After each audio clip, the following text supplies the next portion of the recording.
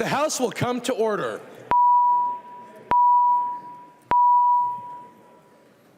Prayer by the chaplain.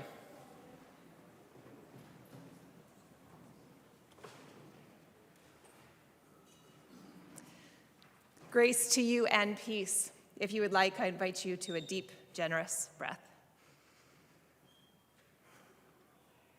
We give thanks today for everyone gathered here to live out their promise to serve their communities with deep courage and vulnerability.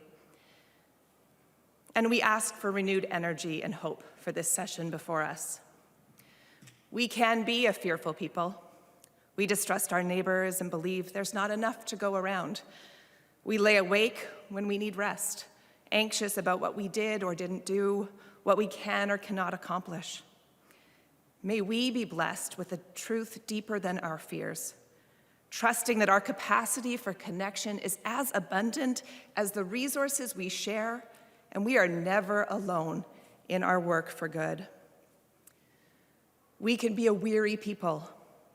We have to-do lists that get longer rather than shorter, and inboxes that are daunting, not only the sheer number of messages, but the competing demands or unkindness that they may contain. May we be blessed with renewed optimism and energy for what is ahead, and an invitation to rest, paying attention to our limits and carrying the load together. And we can also be a bold, generous, and hope-filled people. We recognize and honor wisdom in one another. We don't settle for smart, but strive for wise. We reach down deep and draw on a well of courage that is greater than we know we possess. So may we be blessed with the knowledge that we are part of a generous world and we are held in love. Amen. Amen. The chaplain for today is Reverend Lisa Jenke from Olive Branch in Rochester, Minnesota. Pledge of Allegiance. Please remain standing and recite the Pledge of Allegiance to the flag of the United States of America. I pledge allegiance to the flag of the United States of America and to the republic for which it stands, one nation, under God, indivisible, with liberty and justice for all.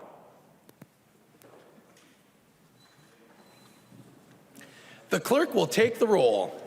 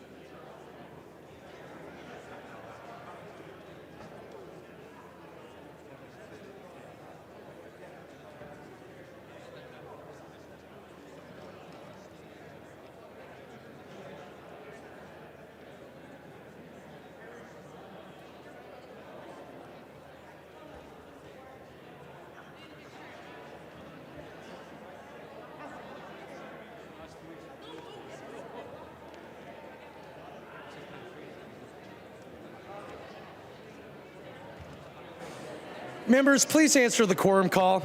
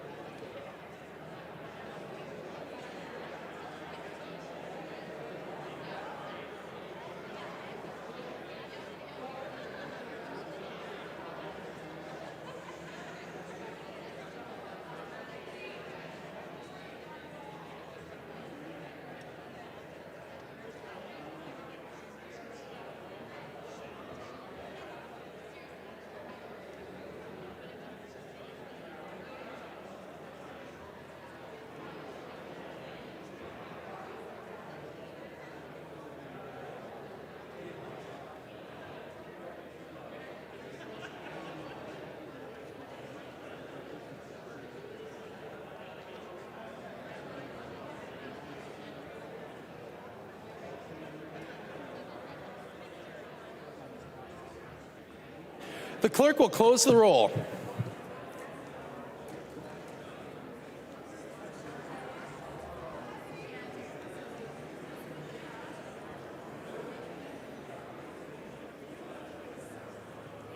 A quorum is present. Members, please take your conversations off of the House floor. The clerk will read the journal for the preceding day. Journal of the House, 93rd Session, 2023, 36th day, St. Paul, Minnesota, Wednesday, March 15th, 2023. If there is no objection, further reading of the journal will be dispensed with, and the chief clerk will approve the journal as corrected. Hearing no objection, the journal is approved as corrected by the chief clerk. Reports of standing committees and divisions. A copy of this order of business is at your desk, and it's also available online. If there is no objection, the reports will be adopted. Hearing no objection, the reports are adopted. Second reading of House files.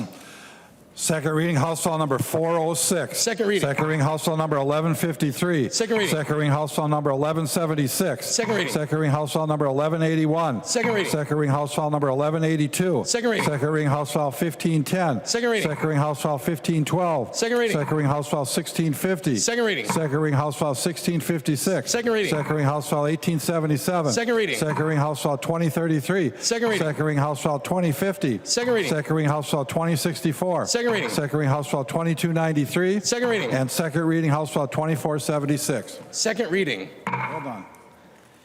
Introduction of bills. The following House files have been offered for introduction today. The chief clerk will report the House files and give them their first reading. Introduction to first reading of House Files 2928 through 2968. First reading House files 2928 through 2968. Messages from the Senate. A message from the Senate. Madam Speaker, I hereby announce the passage by the Senate of the following House file herewith returned as amended by the Senate, in which amendments to concurrence of the House is respectfully requested. House File number 5, a bill for an act relating to education, providing free school lunch and breakfast for students. Jordan moves that the House concur in the Senate amendments to House File number 5 and that the bill be repassed as amended by the Senate.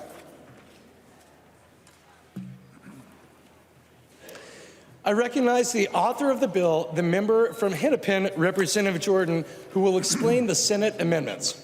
Thank you, Mr. Speaker. Members, the Senate made 2 changes to House File 5. One is technical and updates the bill to reflect the February forecast for student enrollment. The other is a provision school districts asked for, which would ensure districts do not see a change in their compensatory aid from fiscal year 24 to fiscal year 25. This will give them a bridge year to adjust their practices and finances to transition to universal meals. The cost of this amendment is $6 million, and I ask for member support. There is a motion at the desk. The clerk will report the motion.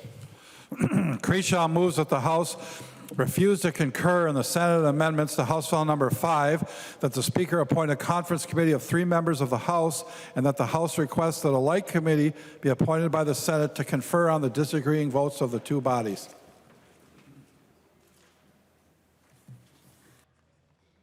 I recognize the maker of the motion, member from Morrison, Representative Creshaw. I request a roll call. Representative Creshaw requests a roll call vote on his motion to not concur. Seeing 15 hands, there will be a roll call. Representative Creshaw. Thank you, Mr. Speaker. And members, we have a bill that came back from the Senate. There's additions done by the Senate, and those have not been fully vetted. So a couple of things. It's very customary to do conference committees to work out those differences. There still are some issues with and unknowns from what the Senate added in the compensatory as. For example, if a school site closes, how would MDE be directed in that? So those should be talked about. Members, I'm not asking for craziness here. I'm just asking us to continue our work. There's plenty of time to put a conference committee together, to put members in that conference committee from both bodies that could talk through this and make sure we get it right. Frankly, I still think there's some issues. I think that we could redo the funding so that more money could be going into programs such as reading and other ones, and we could lessen the money that's going to merit. I've heard from many, many school districts who simply have said, we're not having a problem feeding our children, we're having a problem with the reading and other programs, and we would like more flexibility. If you remember, this money goes directly to the school nutrition account that has no flexibility. So we're still in March.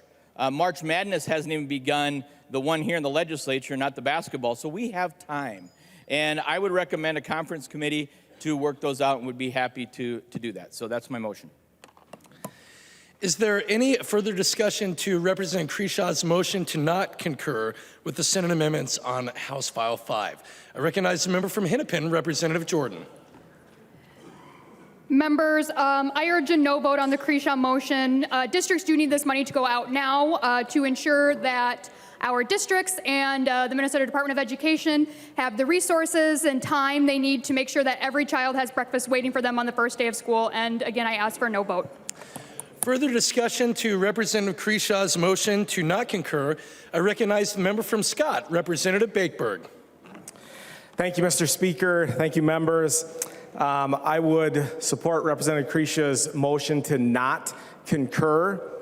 We all agree that we want kids to be fed. That is an undeniable fact.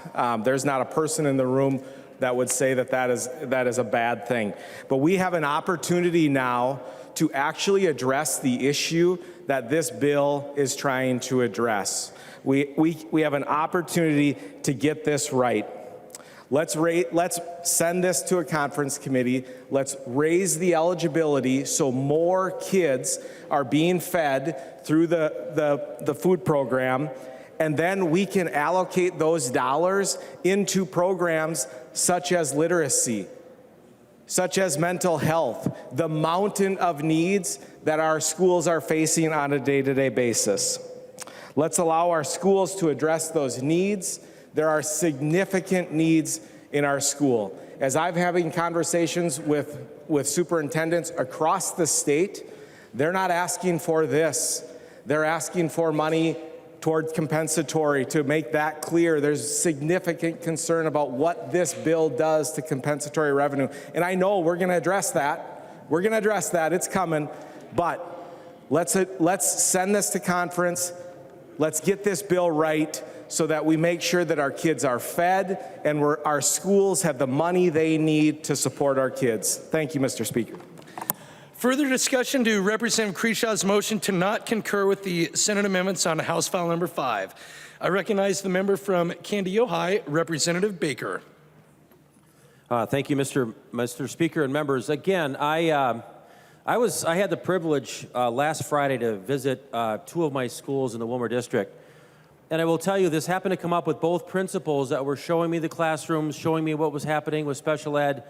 They both just kind of reached out unprovoked or anything, but the free lunch program for all is not something our schools are asking for.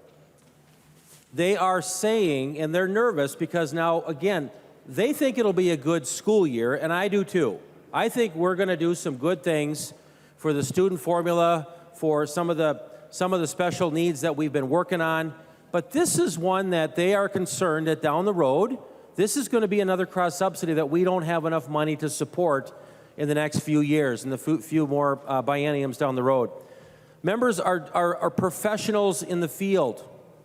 The folks that are working with the kids day to day, this isn't where we should be focused this on. And I guess to Representative Creshaw's motion to not concur, let's just send it to the conference committee. That is where we do our best work, is in committee and when we do it in a bipartisan manner.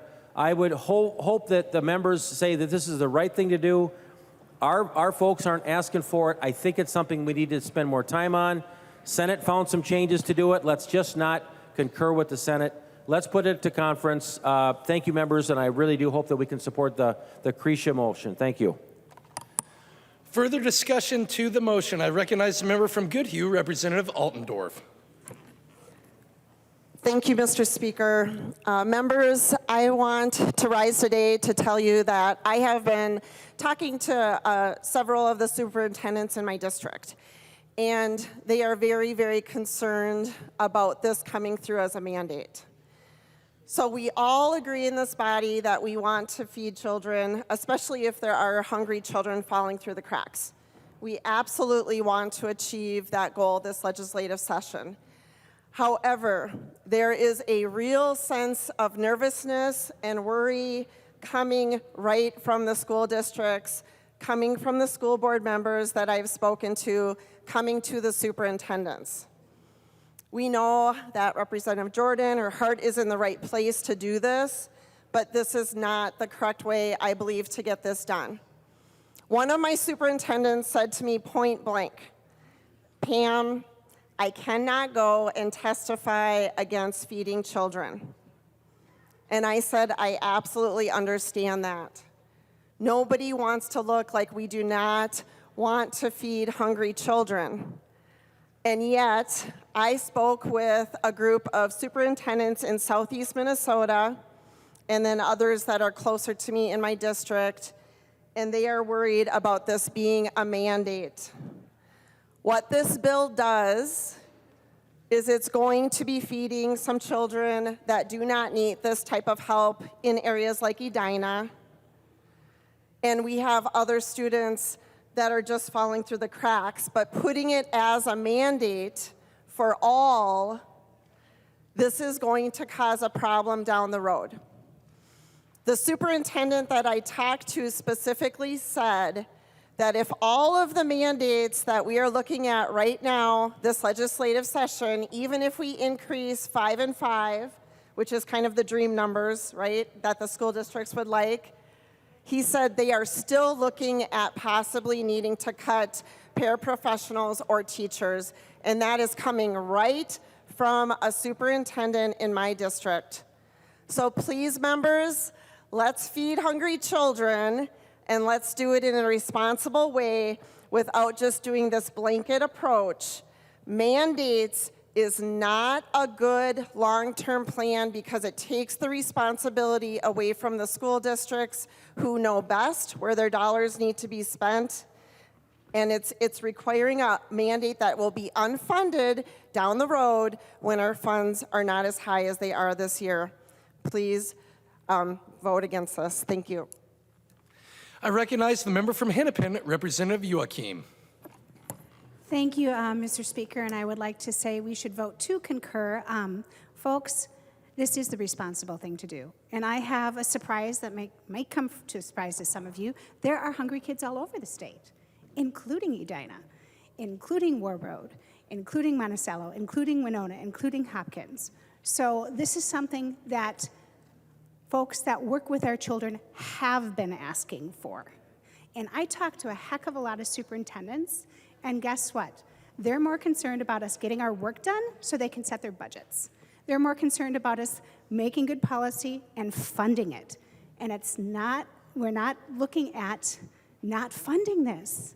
There's money in to fund this. And the Senate, the other body, brought back a bill that actually puts more money in to address some of their concerns. So this would just be common sense to vote to concur, get it to the governor's desk so we can finally get this done and help all of our students across Minnesota.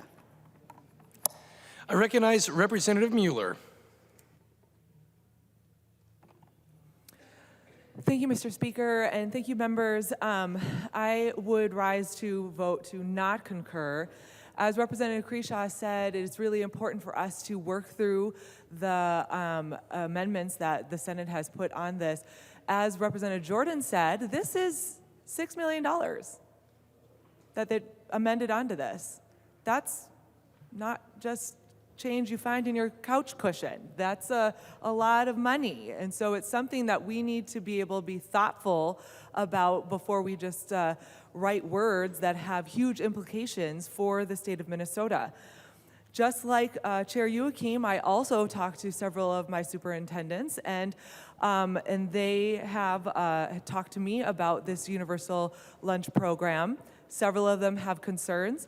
2 of them wrote about it in the newspaper and told me that in the newspaper they talked about how we don't want to stand in the way of hungry kids, but we also are concerned about how this money is specifically for this when we have a better way to address this problem.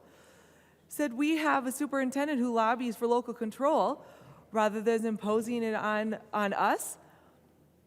We really would prefer you to, here's your extra money, let us decide how we can address this problem. And that's something that they have asked for us. Chair Joachim told us that the school districts are concerned that we get our work done and fund them.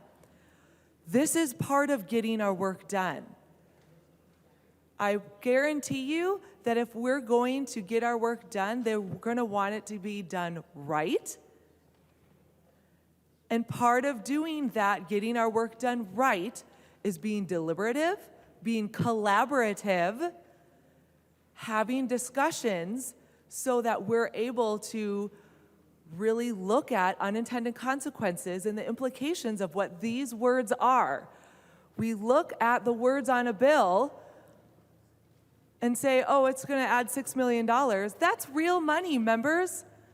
These words on a page have real life implications to our schools, to our teachers, to our families. And it will affect our districts. And we have offered many reasonable amendments that would focus the funding to make sure that any child that's going hungry would receive funding to make sure they don't go hungry. I don't care where they're located in the state. I was a teacher for almost 20 years. You can't learn when you're hungry. We have offered several of amendments that would focus this funding to go where it is most needed. And instead, we see this huge, broad, sweeping generalization of what we need to do that's going to cost millions of dollars passed out of here on a partisan vote, given back to us with an extra $6 million attached to it, and we say, oh, we don't need to look at that. We don't need to consider that. We don't need to analyze that. We don't need to figure out how this actually will impact our schools. And I think it's really important to remember this is our job. Yes, they want us to get our job done. This is it. It is our job to go back and look at this, to go back and consider, go back and look at the numbers, figure out how we can maybe do this better. That is our job. Members, I would ask for you to not concur. I recognize the member from Hennepin, Representative Edelson. Thank you, Mr. Speaker. Members, I stand in support of this bill, and I heard one of the members on the other side of the aisle, I don't know what it is about Edina that we just love to talk about. It is great, but you know, the funny thing is there's a real big misperception about Edina and our wealth. And I want to make it very clear, we have hungry kids in Edina. We do, yeah, and if you think our streets are lined with gold, I invite you to my city. They are not. They are not. We have hungry kids, and one of the number one thing youth in my community talk about when they talk about in their social study teachers, their political science teachers, is how important this bill before you right now, this concurrence is. So before we keep bringing up Edina because it seems like a fun, cheap talking word, I invite you to visit my city. I recognize the member from Wright, Representative McDonald. I rise to support the Representative Crishaw's motion. Mr. Speaker, members, I'm going to give you a little food for thought, although I think I know how this will go. But just think about this, and Representative Bakeberg probably quantify my statement. The amount of food that is wasted in our public school system is atrocious. How many have visited your schools during lunchtime? Maybe served lunch? Raise your hands. Anyone wearing green? Raise your hands. Or not green? Well, the amount of waste is really atrocious. It's a sin, actually, I would say. Quote me on that. Because the schools are, in order to be paid, they have to be the reimbursable meals, to be reimbursed for their food. That means they have to give each portion of the food that they're serving to the student, even though the student may not want it. My son, he's not a big apple fan, but he has to take an apple because the school gets reimbursed for that and other foods. So I would encourage you to support Representative Crishaw's amendment for the sole factor that the wasteful food, Representative Jordan, there's maybe some merit to your bill, although the amount of money going to schools and parents that don't need it, myself included, I can pay for my own kid's meal, thank you. I don't need Representative Nash to pay for it, Representative Pawlowski to pay for it. or you, Representative Jordan, to pay for it. I can pay for my own kid's meal. But the food waste is atrocious. And if you're all talking now, just listen, because this is a waste of food that is happening in our schools. It's thrown into the garbage. And then some schools, sometimes if you talk a little quieter, maybe someone will listen. But I know my colleagues on this side are listening because they're going to be fiscally responsible and they care about that. Some foods will go in a big garbage and they're allowed by law to feed it to the pigs. But even that, state law is very query about and not allowing it. But, folks, the amount of money spent on food for the families that don't need it, you can bet your bottom dollar or your tax dollar that it'll be thrown away, because that's what kids do. They're forced to take food that they don't want to eat, but the school has to do that to be reimbursed. Well, if you have free lunch for everyone, you can only imagine how filled those garbage cans will be, and it's a shame. It's a sin to throw away good food when kids are starving. Think about it. So that's all I have with food for thought, folks, on that side, to vote in favor of Representative Creshaw's wise amendment to not concur, to save the state money and to save food from going to waste. I guess that's all I have to say, Mr. Chairman. Mr. Speaker. Further discussion to Representative Creshaw's motion to not concur with the Senate amendments to House File 5. I recognize the member from Olmsted, Representative Quam. Thank you, Mr. Speaker and members. And having been on a school board, the governing board of an education district, I talk to a lot of teachers, superintendents, principals. I probably hear more from mine because on the new run, the two least funded per pupil school districts are in my district. And of the 8 lowest tax capacity districts, I've got 4 of the 8 lowest, which means that my districts get less money than probably almost anyone else's districts. And so they're very concerned when we pass things, especially mandates, and we spend money, because to them, you know, dollars matter. Millions is huge. And frankly, we should do the due diligence that's being asked by the motion to not concur.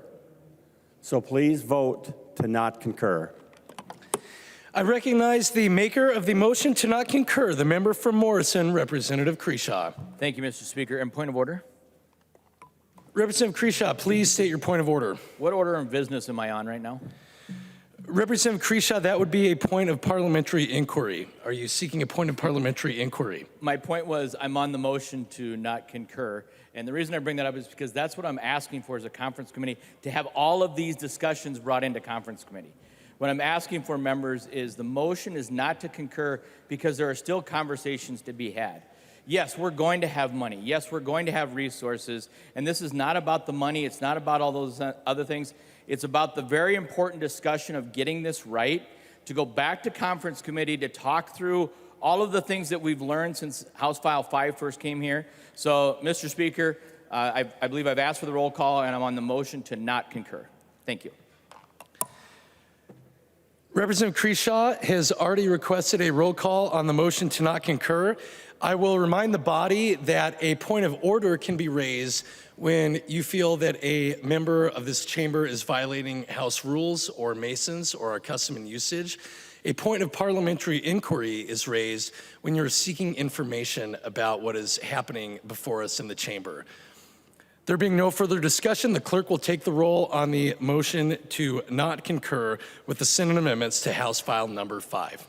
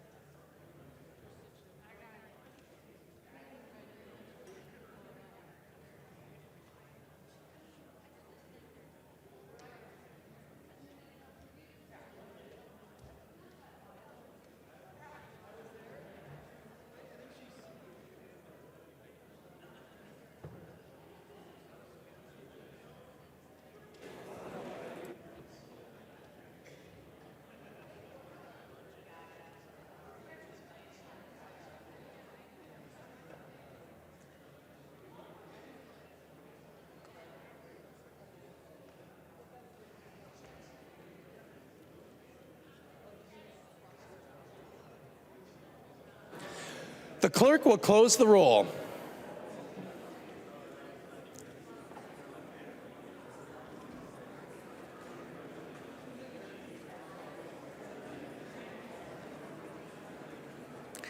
There being 56 ayes and 69 nays, the motion does not prevail. Members, the question before us now is Representative Jordan's motion that the House concur with the Senate amendments to House File Number 5. Is there any further discussion on the Senate amendments? I recognize the member from Hennepin, Representative Jordan. Thank you, Mr. Chair. Thank you, members. This vote was bipartisan in the Senate. I think it can be bipartisan in the House. Remember, this vote is ultimately about feeding children, which we have heard is a priority for this body. I ask for a green vote. Thank you. Is there any further discussion to the Senate amendments on House File 5? There being no further discussion, all those in favor of the motion to concur with the Senate amendments to House File 5, please say aye. Aye. Those opposed, please say no. No. The motion prevails. The Chief Clerk will give the bill its third reading as amended by the Senate. House File Number 5, third reading as amended by the Senate. Third reading as amended by the Senate. Is there any further discussion to House File 5 as amended by the Senate? There being no further discussion, the clerk will take the roll on House File 5 as amended by the Senate.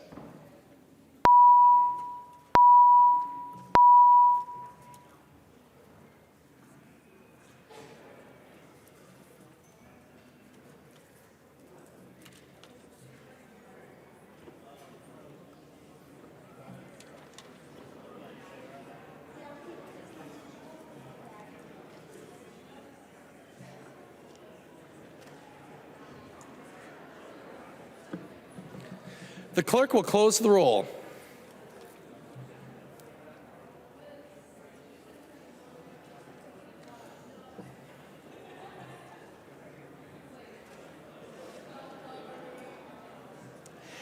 There being 71 ayes and 54 nays, the bill is repassed as amended by the Senate and its title agreed to.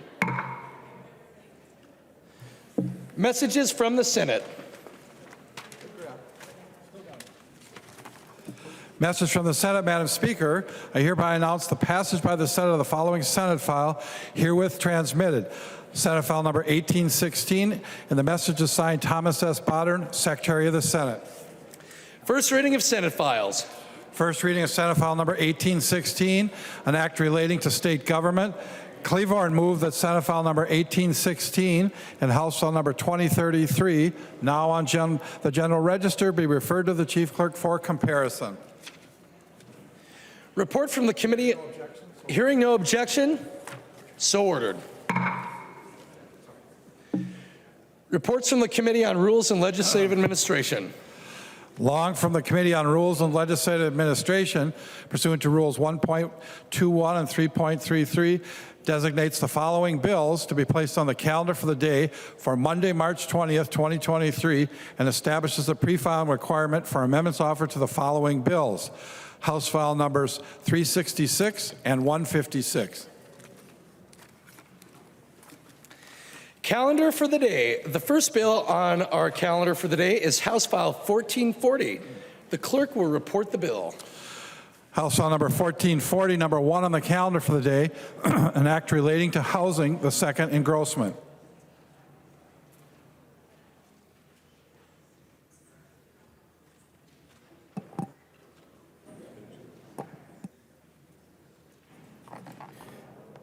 Mr. Speaker. I recognize the author of the bill, the member from Hennepin, Representative Howard. Mr. Speaker, members, every day, everywhere, all across our state, Minnesotans are struggling with the high cost of housing. And every day, more and more Minnesotans are falling through the cracks. Like Jennifer, a single mother with a 5-year-old child. She lost hours at her work to care for her child when he fell sick with COVID, and she lost her job. She fell behind on rent. She was evicted and became homeless. These life-altering experiences for Minnesotans are multiplying every day, and our housing crisis is only growing. Last year, over 20,000 Minnesotans were evicted. It is truly a statewide problem. Pipestone, Grant, Olmsted, Clay, Wadena, Chippewa, Roseau, Jackson, and Yellow Medicine County all have seen over 100% increase in evictions compared to pre-pandemic levels.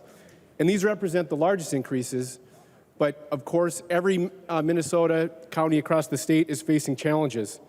In Hennepin County, family homelessness increased by 268% last year. Think about that. A 268% increase in families with children experiencing homelessness. We just talked about how can our students learn in our schools if they're hungry? Well, how can our students learn if they don't know where they're going to sleep at night?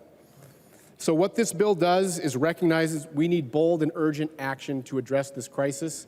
And what this bill does is provide $50 million in emergency rental assistance through the FHPAP, or the Family Homelessness Prevention and Assistance Program, so that we can prevent homelessness before these families fall into crisis.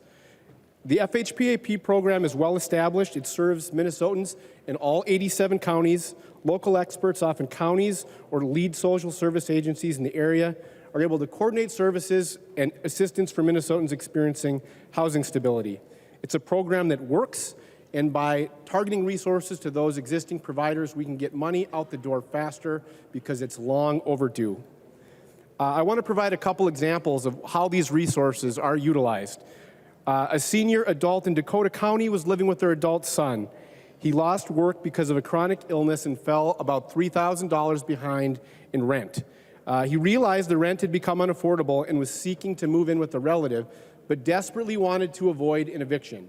FHPAP was available to help close that gap and help him move into a better housing situation. I also want to highlight that these resources aren't just rental assistance, but the kind of one-on-one support often that folks need to find a stronger path forward. In Ramsey County, a mother fell behind on their rent because she was having to lose work to care for her disabled child. Her caseworker was able to work with her to create housing stability, and also suggested that she get her CNA because she enjoyed caring so much for her child. She did. Now has a well-paying job and has a flexible schedule that works with her family needs. Members, this is a program that works and works well, but there's one flaw. We have never funded this program at a level anywhere near commensurate with the need. And as we've already discussed, that emergent need is growing. During committee, we heard from an administrator of this program who said they release these FHPAP dollars quarterly.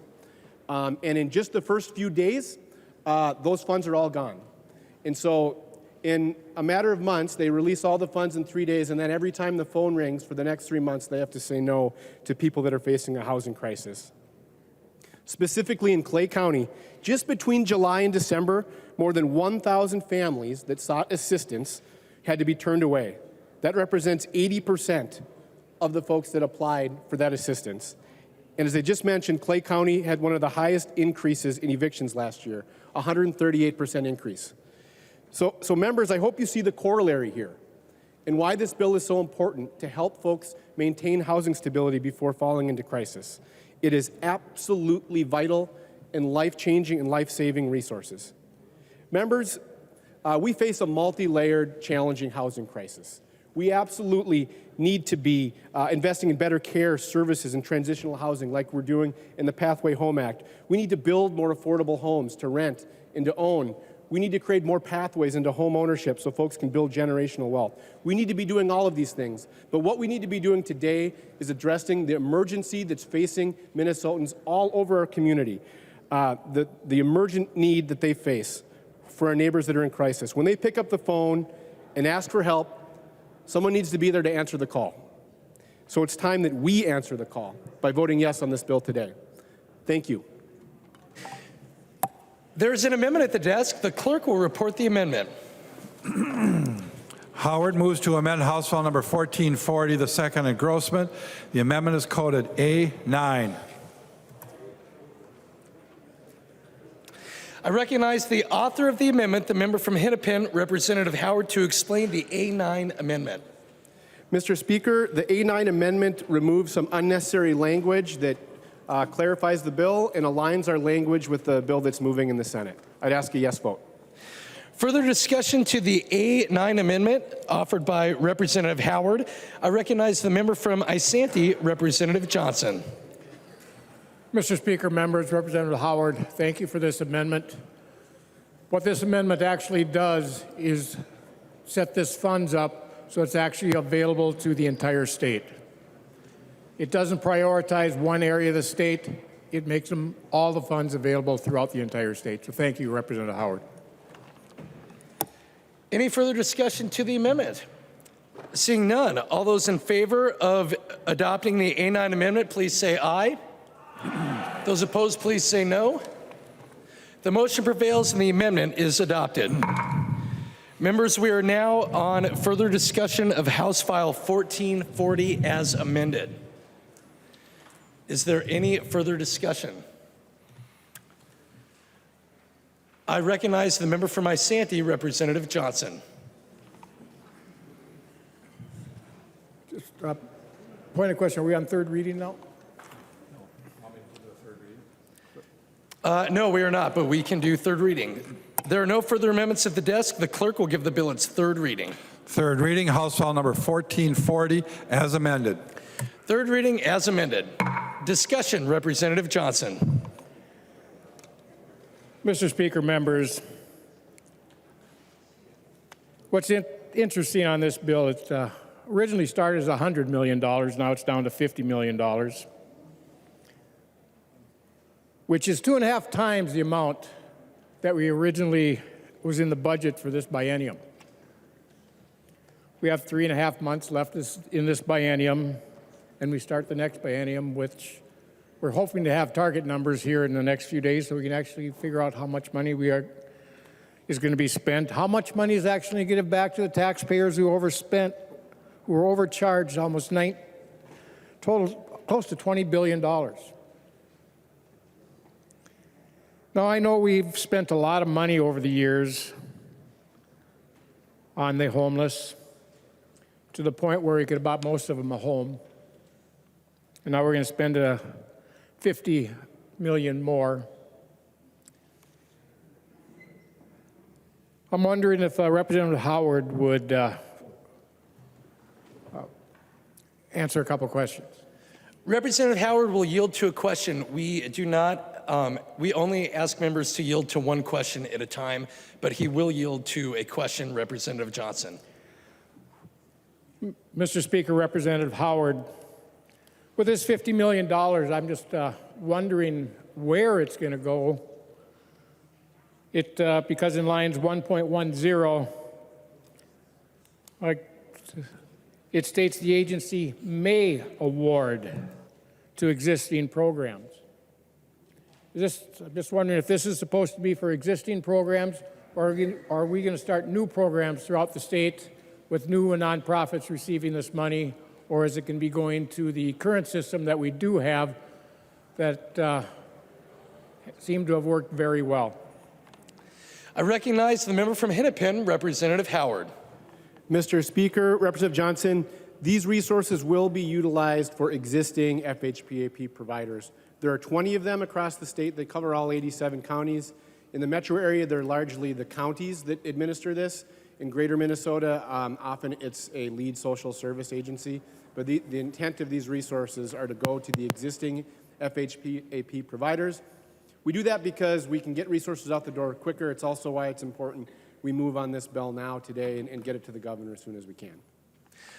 Representative Johnson.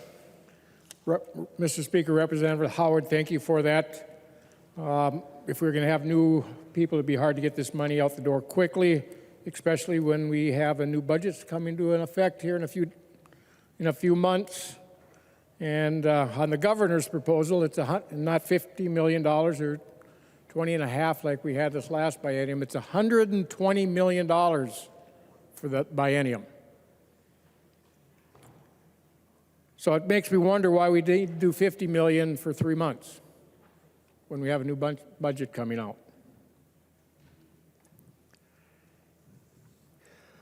Would Representative Howard yield for another question? Representative Howard will yield to a question, Representative Johnson. Representative Howard, in the bill, it says the money is supposed to be spent by, I believe, June 1st, 2024. Can you tell the body and the people listening what that of the $50 million we're spending on this, if the money is not spent by that date, what happens to the extra funds?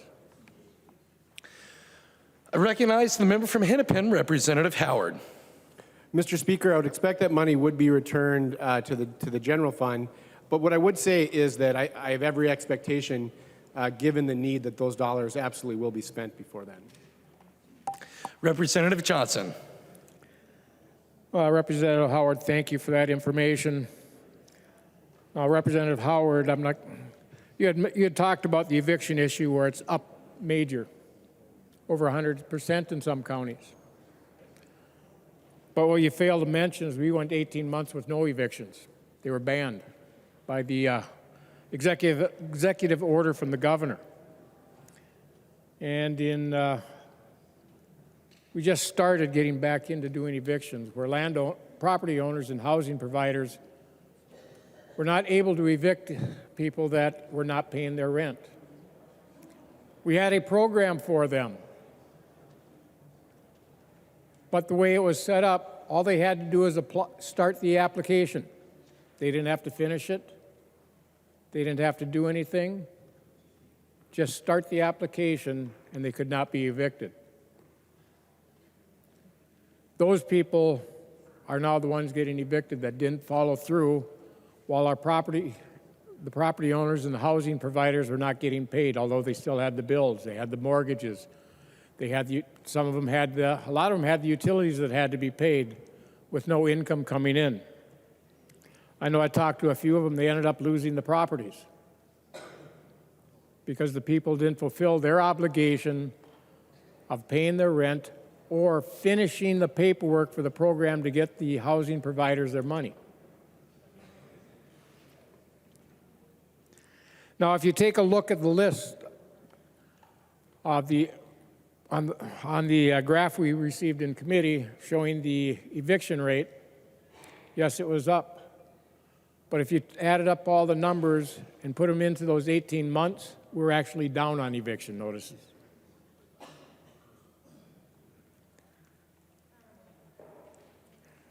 Do we need some of this money? Some of these people need these helps? Absolutely. At my church, I'm the deacon. I've had to make a couple phone calls this past week for people needing assistance.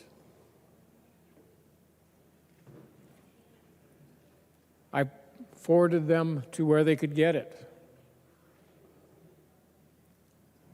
And I also called the housing provider and talked to them, getting things worked out so the person doesn't have to get evicted.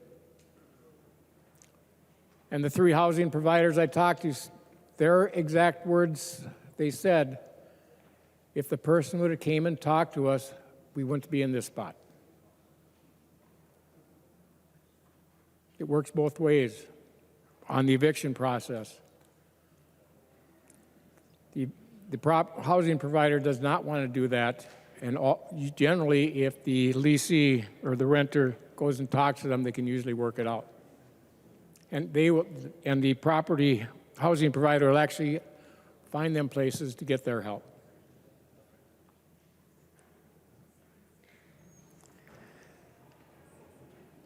So, members, you can vote however you want on this.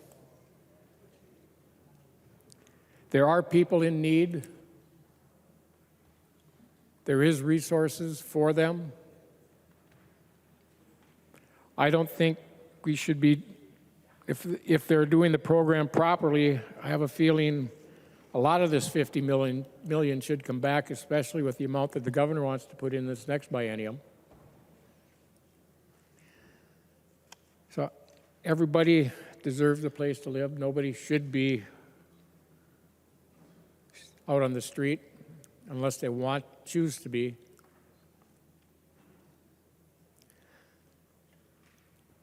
But there's also personal responsibility the individuals have to take to make sure that they pay their rent. Find a job. Speaking of jobs, I just Googled it today. In Minnesota, there's over 214,000 job openings. Everywhere you look, there's help wanted. And 70% of those 214,000, about roughly 150,000 jobs, are full-time jobs. We need, if they're having trouble making their rent, are they working or not? I want to help them, but when we help, I don't want to give a handout, I want to give a hand up, getting them out of their situation, keeping them out of their situation. The worst part about this bill, it doesn't require any educational training to make sure that we give them the hand up and not the handout. Because all a handout does is keep them down. We need to make sure when we pass bills off this floor dealing with the homeless is to make sure we're giving them a hand up to help them make sure that they get out of that situation and stay out of the situation. Because without the full wraparound services, we're doing them a disservice. I recognize the member from Carver, Representative Nash.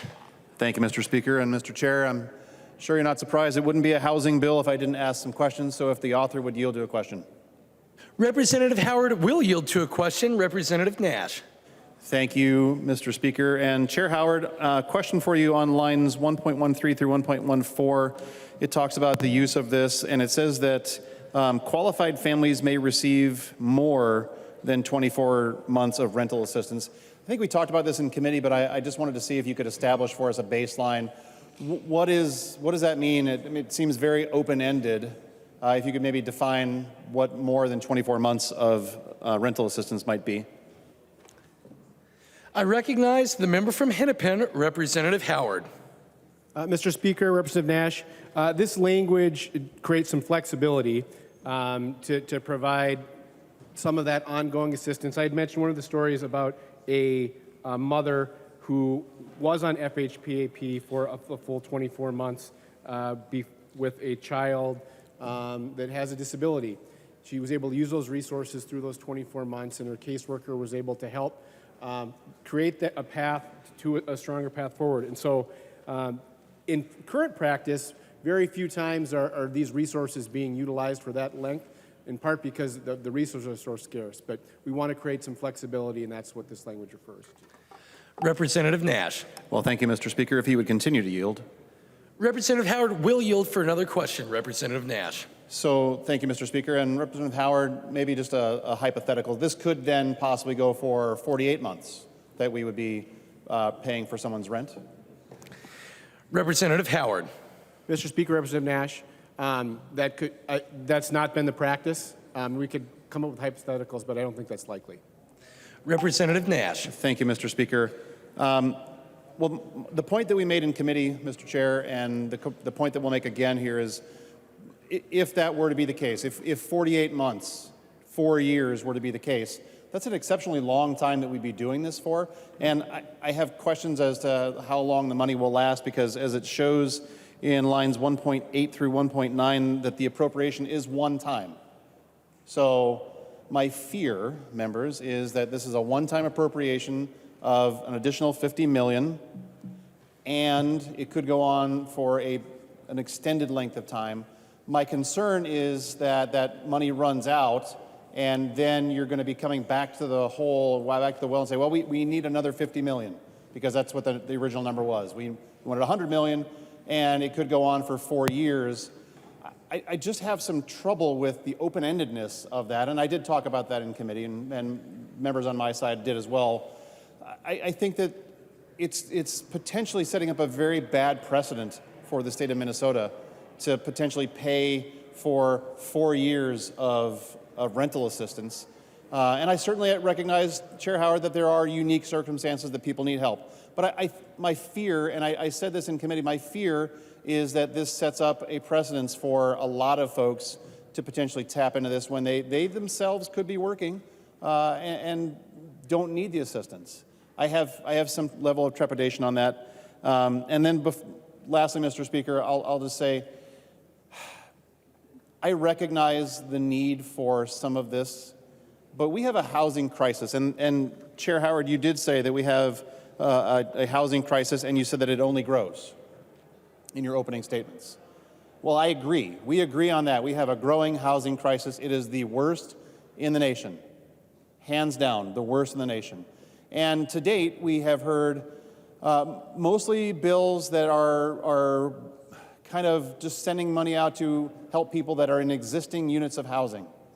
We have heard one bill that I'm not sure that it's going to make it even through its next committee stop, because it's universally not regarded by multiple sides of the aisle. We've not done anything to build new homes. And I agree with your opening statement. Our housing crisis is growing. It is profound. And it is the quadratic equation that I always use. This is part of it, but we haven't talked about any of the rest of it that is in the build new houses part of the equation. And I am quite disappointed in that, but that's for another day. I think that this does set up a precedent that is potentially long-term problematic for our state. The author admits that it could go for 4 years of rental assistance, and that in my estimation, and I'm not assigning motives, Mr. Speaker, but in my estimation, this opens up the door for more and more and more appropriations, given that the initial ask was for $100 million. Do we come back next year with a deficiency bill, a request to say, oh, we need more? Turns out a lot of folks like this, we need more, and then we come back the first year of the next biennium and we say, oh, well, we need more. I think it opens up the door to some very troubling things. I'll be voting no, and it isn't because I don't recognize the need to help people, I do. But I just think that this bill is constructed in such a way that it allows for some very open-ended practices to become reality, and for that reason I'll be voting no. Thank you. Is there any further discussion to House File 1440? I recognize the member from Carlton, Representative Dotseth. Thank you, fellow chair. Representative Howard, will Representative Howard yield to a question? Representative Howard will yield to a question. Representative Dotseth. Thank you, Representative Howard.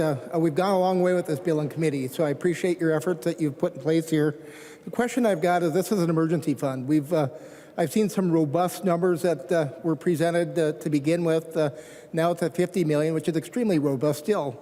I'm just wondering, since this is such an emergency, if these funds are not used, what will be done and with those funds and where they'll be spent? I recognize the member from Hennepin, Representative Howard. Mr. Speaker, Representative Dotseth, I'm really not concerned about the funds not being spent at this level. In fact, as is mentioned, we sort of pared this back. I think the need is actually quite greater.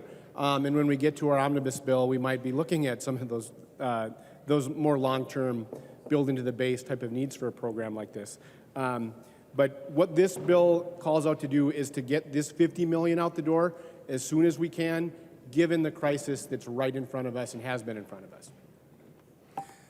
Representative Dotseth. Thank you, Chair Howard. I just want to congratulate you on actually working with that amendment that you presented earlier. That was a showing of trying to work across the state, which is very helpful. Thank you.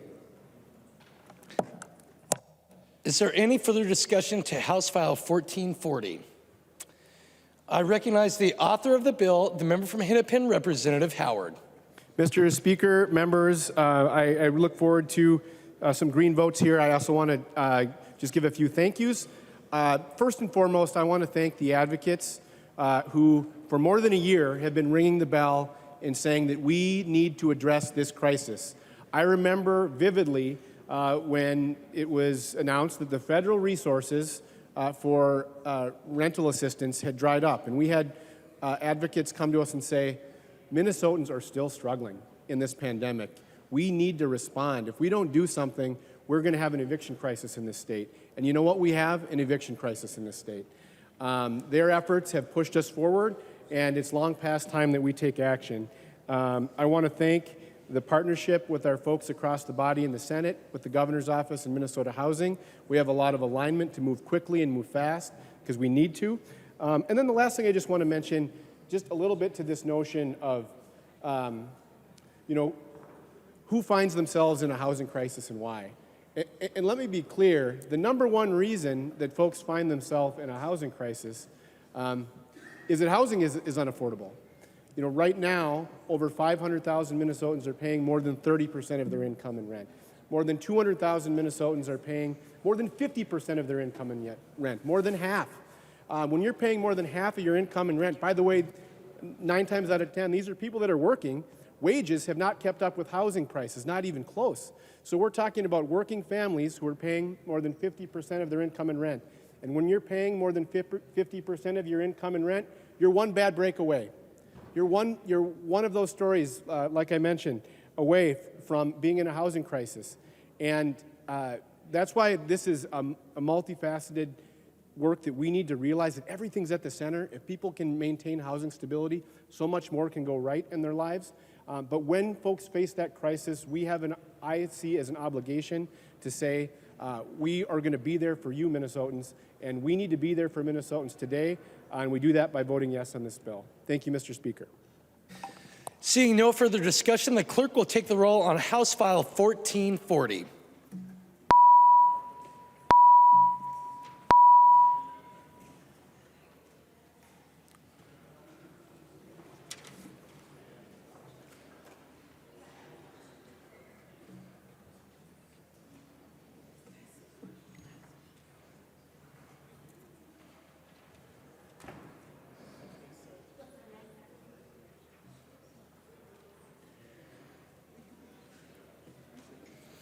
The clerk will close the roll.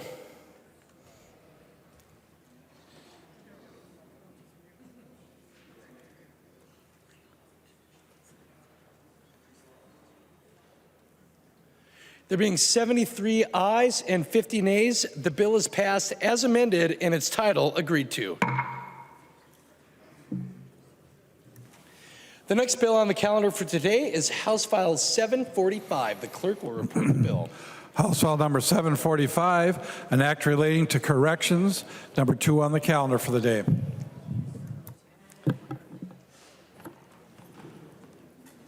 I recognize the author of the bill, the member from Scott, Representative Tabke, to explain House File 745. Thank you very much, Mr. Speaker. 745 is a small bill, but it's very important for the Department of Corrections. And so the state of Minnesota in 2019 reinstated a position called the ombudsperson position. And so what this position does is it helps with anyone who is within the correctional facilities. They have issues, they have concerns. The ombudsperson is the person that they get in touch with in order to handle those concerns that they don't feel are being adequately handled by the Department of Corrections. And so with this bill, what it does is it makes sure that the ombudsperson is not connected to politics and doesn't have to cave to political pressure. And what we do here is say that the ombudsperson may be removed only for just cause. And so just cause are major infractions and other things like that. So that is what the bill does, Mr. Chair, Mr. Speaker, and this was also included in last year in a bipartisan fashion in the omnibus bill at the end of the year last year that did not pass. And so it's got a lot of bipartisan support, and I hope to move forward today. Thank you, Mr. Speaker. Is there any further discussion to House File 745? I recognize the member from Sherburne, Representative Novotny. Thank you, Speaker Wolgamott. I rise in opposition to this bill. In the hearings that we had during committee, we offered amendments that would make this have to be approved by the Senate. We're offering this bill, 745, if approved, is giving a lifetime appointment. Now, we asked questions during committee about that, and they said the amendment wasn't necessary because it would expire with the term of the governor. But we looked at the statutes for the other commissioners, and the other commissioners, say, for example, the public safety director, it expires with the term of the governor. 745 doesn't offer that.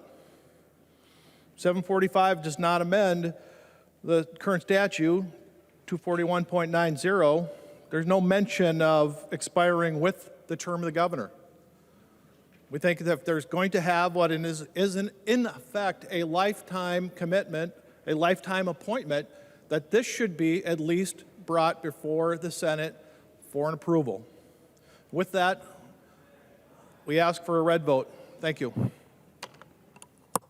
Is there any further discussion to House File 745? I recognize the author of the bill, the member from Scott, Representative Tabke.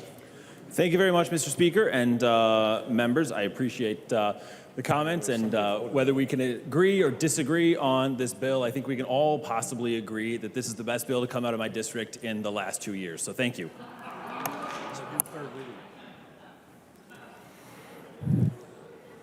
The clerk will give the bill its third reading. Third reading, House File number 745. Third reading. Any further discussion? Seeing none, the clerk will take the roll on House File 745.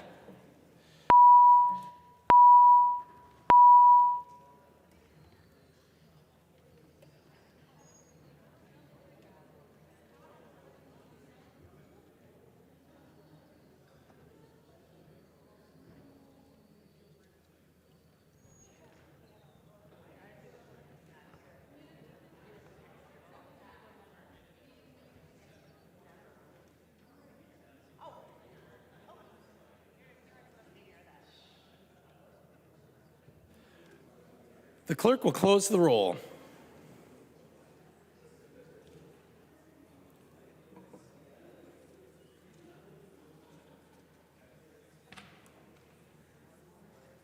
There being 70 ayes and 54 nays, the bill is passed and its title agreed to.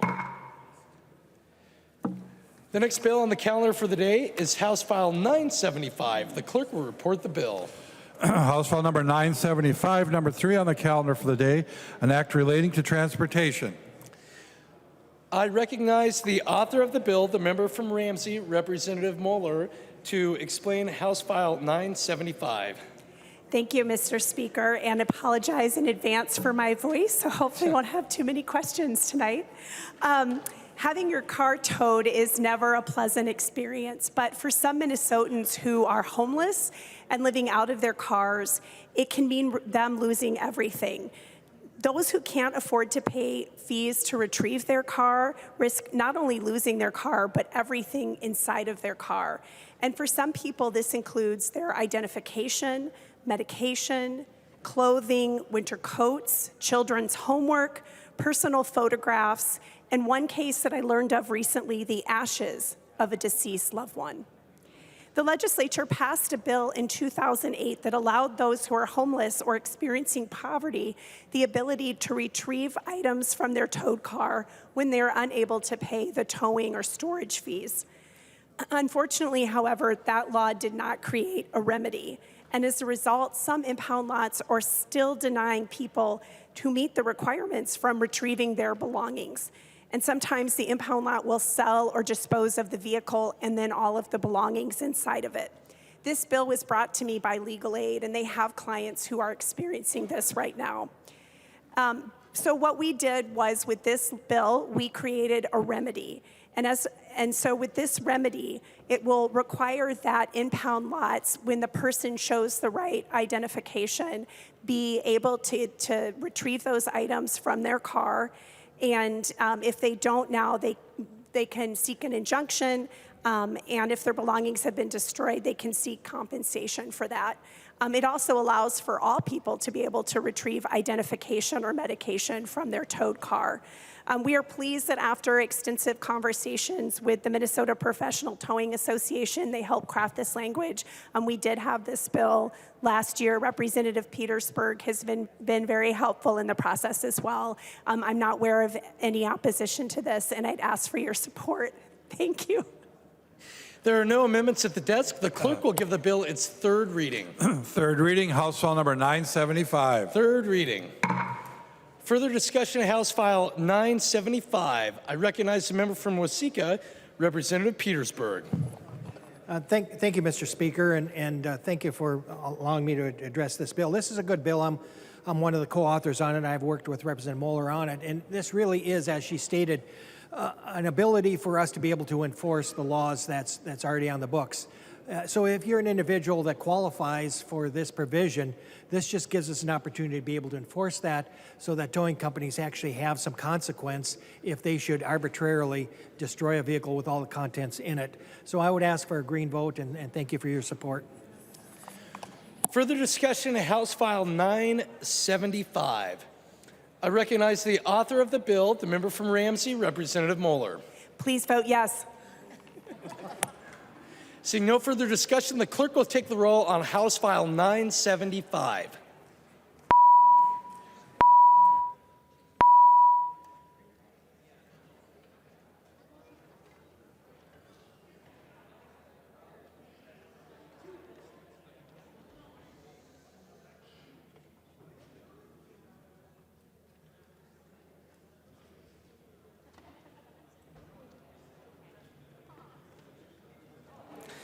The clerk will close the roll.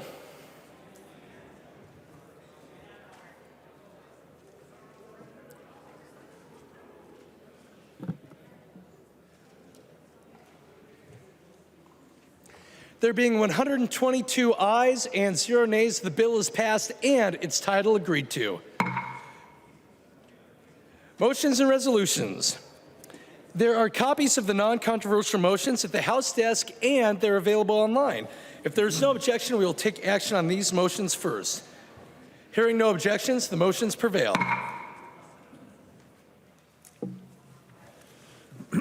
Newton moves that House File number 583 be recalled from the Committee on State and Local Government Finance and Policy and be re-referred to the Committee on Taxes.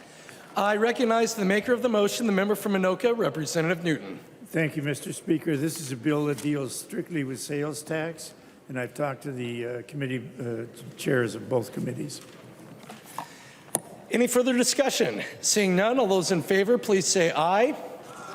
Those opposed, please say no. The motion prevails.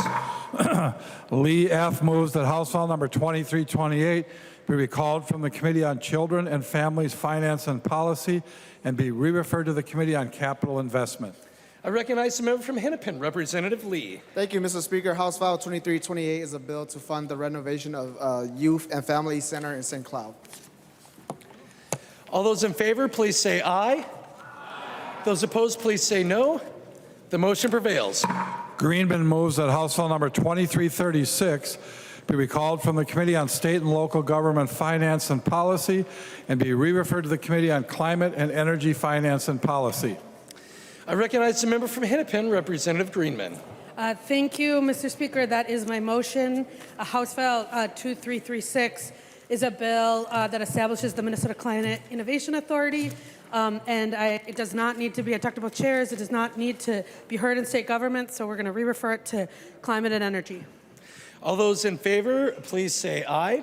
Aye. Those opposed, please say no. The motion prevails. Hassan moves that House File number 2369 be recalled from the Committee on Commerce, Finance and Policy and be re-referred to the Committee on Judiciary, Finance and Civil Law. I recognize the member from Hennepin, Representative Hassan. Thank you, Mr. Speaker, sorry. House File 2369 is a bill relating to labor, establishing protection for drivers for Uber and Lyft. I talked to both chairs, and they're okay with sending the bill back to Judiciary. Any further discussion? Seeing none, all those in favor of the motion, please say aye. Aye. Those opposed, please say no. The motion prevails.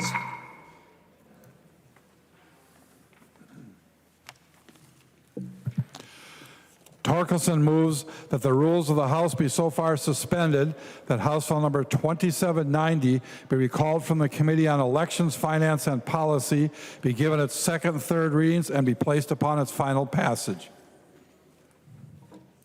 I recognize the maker of the motion, the member from Brown, Representative Torkelson, to explain your motion. Thank you, Mr. Speaker. I'd like to request a roll call. Representative Torkelson requests a roll call vote. Seeing 15 hands, there will be a roll call vote. Representative Torkelson. Thank you, Mr. Speaker and members. You may remember early this month, the DFL party sent out an invitation to a fundraiser that was to be held at the nearby hotel here, offering to bus lobbyists to the hotel and requesting donations up to $2,500. This has never been done before in my memory, especially in this fashion. The leader of the Democrat Party indicated that they were within the rules of the law, but I don't believe they were, and they certainly weren't within common practice around this institution, including both this body and the body on the other side of the building. This shakedown of lobbyists at a time in the session when important issues are being decided upon goes against everything that we have done here in relation to fundraising. It should not happen. It should be illegal. It should be clear in the law that that is not the way we operate. This is not a pay-to-play institution. We operate with a reputation that we must maintain. Mr. Speaker, I request a green vote on this suspension of the rules. Is there any further discussion to Representative Torkelson's motion to suspend the rules? I recognize the member from Hennepin, Representative Freiberg. Thank you, Mr. Speaker. Thank you for the motion, Representative Torkelson. I did notice when this bill was introduced, and I know it had been offered as an amendment in the Senate. I was sort of expecting it might be introduced as an amendment in the Elections Committee. We haven't heard it there.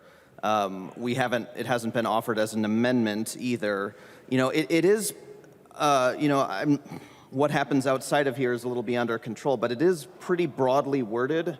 You know, it limits the activities of a political party during the legislative session, and the political parties do a lot of work besides the state legislature. They're involved with congressional candidates, statewide offices, so this is kind of a blanket limitation on them. We've actually been in the process of developing some alternate language that would limit the abilities of legislators to participate in these sorts of events. That seems like it would be more narrowly focused.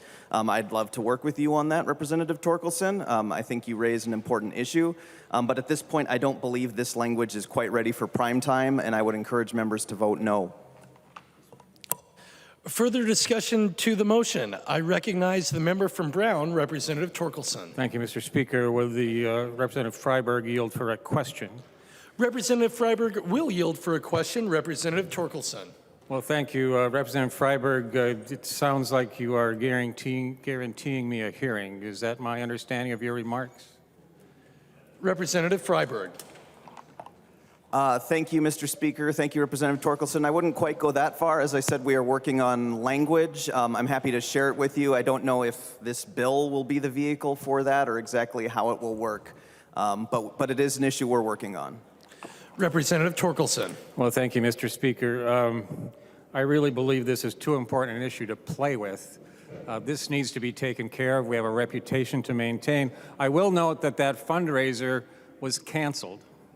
But the cancellation notice noted that, well, we will probably reschedule this later. So the party has not let go of the idea of having this sort of event here during session when we are considering legislation and shaking down the lobbyists for a pay-to-play. It's wrong.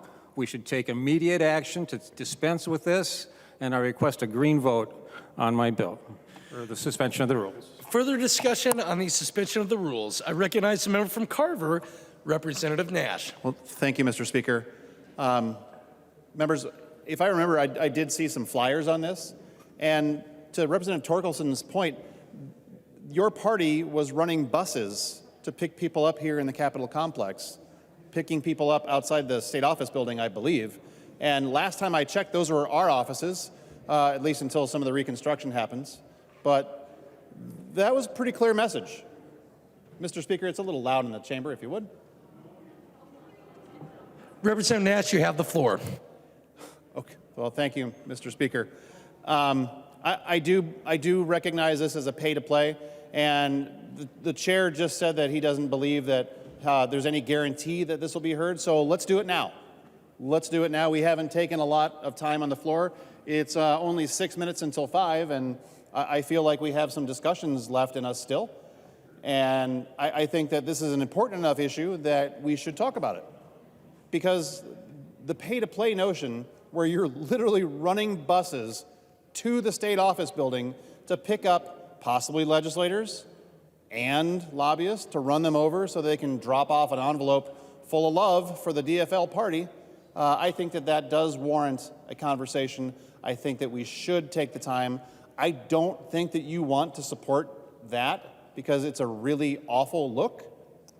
You know, the campaign finance laws are very strict about what we can do during session and what we cannot do during session. And I'm not going to ask her to yield to a question, but Representative Greenman was on the campaign finance board, and I think that if we would have done that here, we probably would have heard from the campaign finance board that that was something that was well outside of the pale. So, Mr. Speaker, Representative Freiberg, I think you're over there somewhere. Let's do this now. Let's send a message that pay-to-play is not an appropriate behavior, and that you can run buses for a lot of things, but dropping off cash for the DFL party is not one of those things. Further discussion to the motion. I recognize the member from Morrison, Representative Creeshaw. Please, members, let's confine our remarks to the question before us, moving to suspend the rules and not evoking the motives of members of this chamber. Representative Creeshaw. Thank you, Mr. Chair, and I'm out of parliamentary inquiries and points of order today, so thank you, Mr. Speaker. I support the Torkelson motion. This is important. Members, this isn't about which side or all that. This is about us. This is about our integrity and what we do when we represent the people of our districts. We come down here after the election so that we can avoid exactly this kind of event and this kind of reputation. This is about us. We could easily bring this up, we could have the conversation, and we could pass it off. The Senate would still have to take it up. There's time for conference committee, but we could send a message as a body that this is still an institution that believes in representing the people and doing the work of the people and not about all of the other things that we get painted with. So I absolutely support the Torkelson motion of the suspension of the rules, and I hope that we can vote green on that. Is there any further discussion to Representative Torkelson's motion to suspend the rules? I recognize the member from Hennepin, Representative Robbins. Thank you, Mr. Speaker. I rise in support of the Torkelson motion to suspend the rules. This has been, when I first heard about this, I honestly didn't believe it was true. I find this fundraising by members for your party during session really a violation of our oath and the spirit of the rules around here. And I'm concerned that Representative Freiberg indicated that he's willing to work on it, but we have the opportunity to do this tonight, because my concern is when they canceled the event, they said they might reschedule it. Well, if we don't take action tonight, it could still get rescheduled, and there could be fundraising done while we are still in session, making decisions about bills that lobbyists have an interest in, that is spending the taxpayers' money. So I want to make sure that this does not happen during this session, and the way to address that is to suspend the rules tonight, members. Any further discussion to the motion? I recognize the maker of the motion, the member from Brown, Representative Torkelson. Well, thank you, Mr. Speaker. Just a couple of final notes. You know, we do raise money right up to the beginning of session, and often we have fundraisers right after session is over. That's common practice. But this idea that we should do this sort of activity during session is just unconscionable. Thank you, Mr. Speaker. Seeing no further discussion, the clerk will take the roll on the motion to suspend the rules.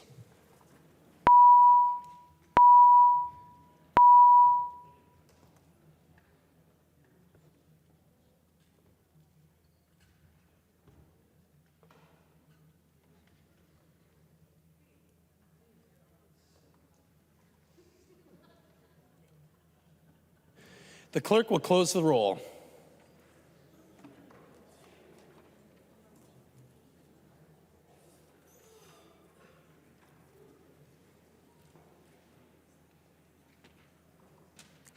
There being 55 ayes and 69 nays, the motion does not prevail.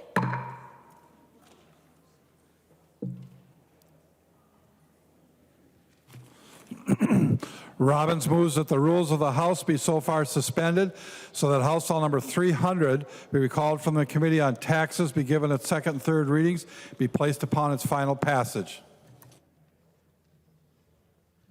I recognize the maker of the motion, Representative Robbins, to explain your motion. Thank you, Mr. Speaker and members. It is not Groundhog Day. I am redoing the discussion we had last week when the Taxes Committee heard Representative Lislegard's Bill 300 that would eliminate the tax on Social Security and create a new subtraction for people who get their pensions in lieu of Social Security. As I said last week, it's a better bill than my bill. I think we should take action of it. And I forgot to do a roll call. And so we've reheard it again in taxes Did you this want week. to request a roll call today? I do. Yes, thank you, Representative Madam Robbins Speaker. requests a roll call. Seeing 15 hands, there will be a roll call. Representative Robbins.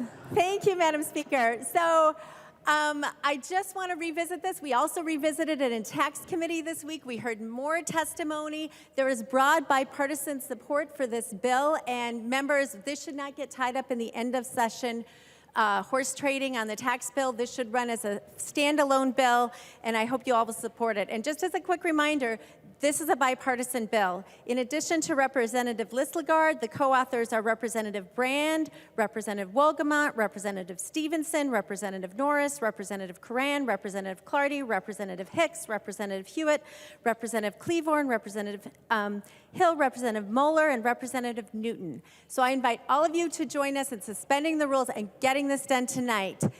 Thank you, members. Just a reminder to members that the issue before the body is a motion to suspend the rules, and we may debate the merits of suspension of the rules, but not individual personalities. The member from Hennepin, Representative Gomez. Thank you very much, Madam Speaker, and thank you to Representative Robbins. Happy to be back on this topic. So, you know, we did hear the Lislegard bill last week. We continued hearing testimony and had some member discussion on Tuesday. And I was thankful to hear the discussion that happened on Thursday, because when we're doing what we do here, when we're passing legislation, we're making laws, you know, we have to be really clear about what the intent of the policy that we're advocating for is. And so what I heard from GOP members on last Thursday was a real concern for seniors who are financially struggling. I heard members talk about seniors who couldn't afford gas to make it to their loved ones' birthday parties. You know, I know that we have all heard, as we've gone out and talked to our constituents, you know, seniors who want to age in place, who are living in their homes that they maybe have paid off, and there's a property tax burden that on their fixed income presents a real challenge to them financially. And so I share the desire to help seniors who are struggling with their bills in this time, in this really difficult economy that we're all living in.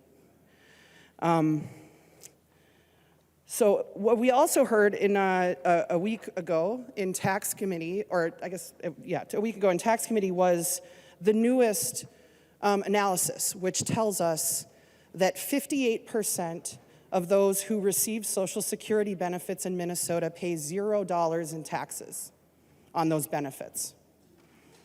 They pay no taxes on those benefits. It has always been true under our current policy that anybody who's living just on Social Security, whether a single or a married couple, they pay, if you're just living on Social Security, you pay $0 in taxes on that Social Security. 58% of seniors in Minnesota who receive Social Security benefits pay no taxes on those benefits.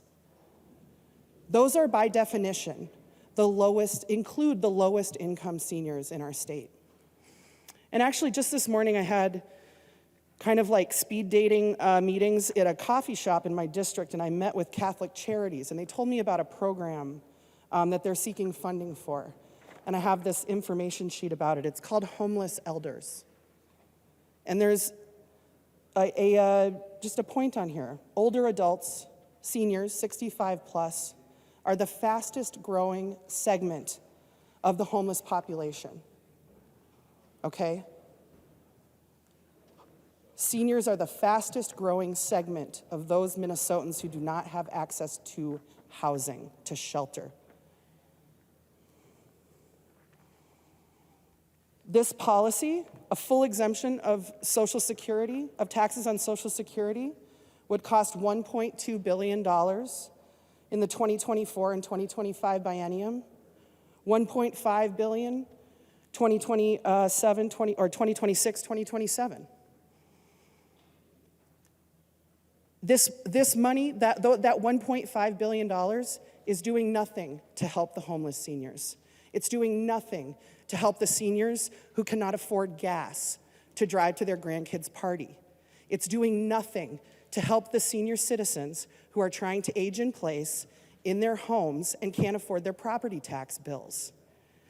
If you're making $100,000, you can afford your gas. If you're making $100,000 in retirement, you can afford your property taxes. If you're making $100,000 in retirement, you can afford to have a house. You're not homeless, right? So, we are all, the work that we do here, it's like we live, even in this time where we have a really big surplus, we still are living with limited means. And not everybody has the chance to serve on the tax committee. I feel sorry for those of us who are not on that committee. But we've heard a lot of really great policies that I want to tell you about. Actually, Representative Norris, I believe, just today dropped in the hopper a bill that would, I'm like pointing over there, you're over there. Representative Norris just dropped, or will drop today, a bill in the hopper that extends the working family credit to those who are 65 plus, which helps our lowest income Minnesotans. We have proposals to help people who are having trouble with their property taxes. We have a property tax refund proposal in Chair Lislegard's committee. And I learned this year, which I didn't know, this is for homestead property tax refunds. 50% of those who get a homestead property tax refund are 65 plus. We have a proposal in the tax committee that would turn the renter's property tax refund into a refundable income tax credit, which means that you wouldn't have— Madam Speaker. Representative Dowd. Point of parliamentary inquiry. Could you repeat that instructions that you gave just before this speech to the body about sticking to the motion before the body, which was the suspension of the rules? Representative Dowd, I've been listening carefully and will repeat it when it's needed. Representative Gomez. Thank you, Madam Speaker. We've heard a proposal to turn the property tax refund, as I said, for renters into a refundable income credit. Many low-income seniors are also renters. We heard, I believe it's a Representative Wolgamott bill, to expand the senior property tax deferral program to up the income limit for that. So these are all proposals that we've heard in the tax committee that would impact the 58% that will get $0 out of the $1.2 billion tax exemption on Social Security. And guess what? If you add them up, they are not even as expensive as this proposal is. And they help not just seniors, they help people of all ages who are struggling in this economy. And so I would say that what I heard from you on Thursday was that you want to help low-income seniors who are struggling with their bills. Well, House File 300 would disproportionately go to the highest income seniors. And as we are making our decision, as we're working through our bill, as we're putting together our tax bill, I want to assure you, and if any of you know me, then you know this is true, that what I will be focusing on is on people who need help, on those who need a hand up in this hard economy. I think one of the principles that we all agree on when we're making public policy is how can we do the most good for the most people? And I would add, like for me personally, I think about how can I do the most good for the most people who most need it? And this is not that effort. Thank you, Madam Speaker. Discussion on the motion. The member from Hennepin, Representative Elkins. Thank you, Madam Speaker. I also serve on the Tax Committee with Chair Gomez, and I told this story in the Tax Committee the other day. I'll repeat it here. I am a senior on Social Security, and I do my taxes every year with TurboTax. And every year for the last couple of years, I've done a couple of pro forma versions. The first pro forma version is what if Social Security was my only income? And I have to say that my Social Security check is bigger than my paycheck here. And the answer always comes back the same, 0. So as Chair Gomez said, if you're subsisting solely on your Social Security income, you're not paying any state or federal income taxes.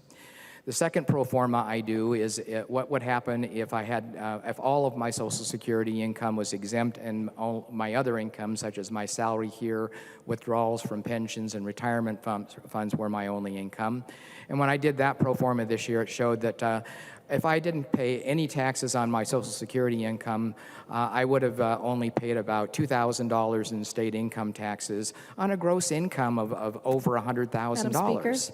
And Representative Davis. Thank you, Madam Speaker. Masons 101, could you remind the body what point we are on right now? The question before the body, please.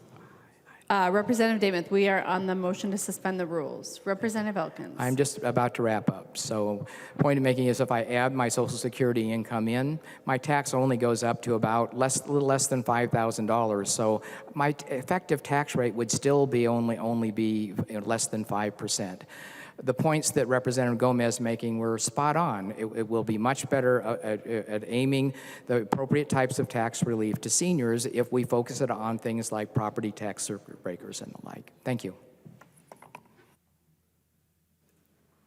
Further discussion. Representative Robbins. Thank you, members. Thank you for the discussion again tonight. I'm not going to rehash everything, but I do want to point out that we have a $19 billion surplus.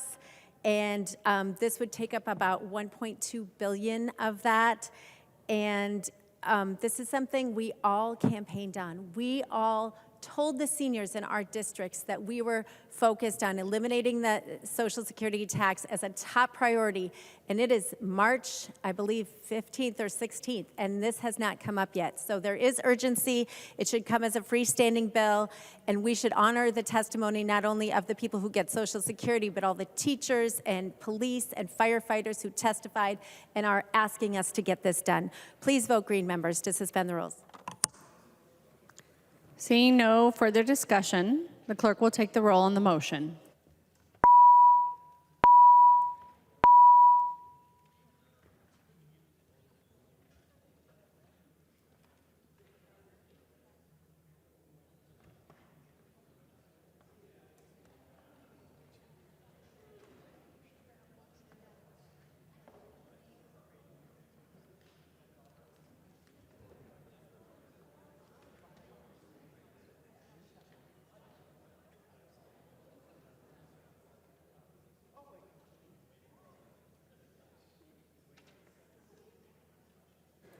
The clerk will close the roll.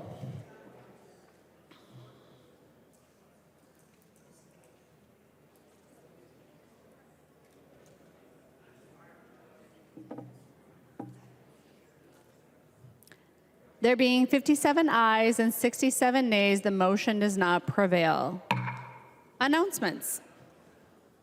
Representative Davis. Thank you, Madam Speaker. Would Representative Olson, Chair Olson, yield for a question? She is not on the floor unless you mean a different Olson. We have a couple, don't we?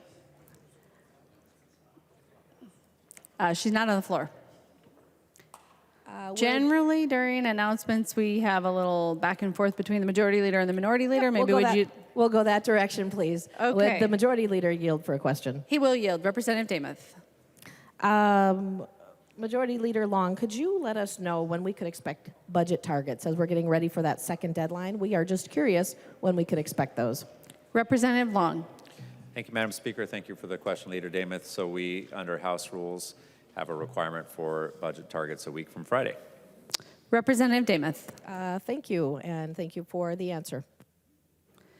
Any further announcements? The member from St. Louis, Representative Lislegard. Thank you, Madam Speaker. Property taxes will meet in room 10 at 6 o'clock. Thank you.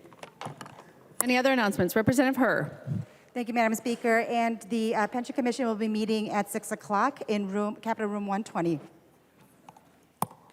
Representative Scraba. Thank you, Madam Chair. I want to rise for all the Finnish people in my district. This Saturday is St. Urho's Day, and it's a fictional day that we celebrate to getting the grasshoppers out of Finland so the grapes can grow, so the wine can be drunk. And in honor of Representative Ruckavina, I want to make sure that we recognize St. Urho's Day on Saturday. Thank you. Any further announcements? Madam Speaker, point of personal privilege. Representative Niska. On behalf of all Finnish Americans, I object to Representative Skraba's reference to St. Urho's Day as a fictional day. Any further announcements? Representative Hemmingson-Jaeger. Thank you, Madam Speaker. I would just like to also give a shout out for a happy belated Pi Day. You may have heard about pi from the movie Life of Pi. You may have seen the symbol and think it kind of looks like Stonehenge, but it's actually a mathematical symbol. It is the ratio of a circle's circumference to its diameter. So if you were to go around the circle, that's just over 3 times as what it would be to go across the circle. It's an irrational number with a never-ending and never-repeating decimal. And even though its number goes to infinity, we often just shorten it to 3.14. So March 14th, being 3.14, we, as scientists, have denoted that to be Pi Day. I hope you've been able to take part in the pie in the retiring room to celebrate Pi Day. They are from local Woodbury bakeries of Keys Cafe and Dorothy Ann Bakery. So just wanted to say thank you. Thank you.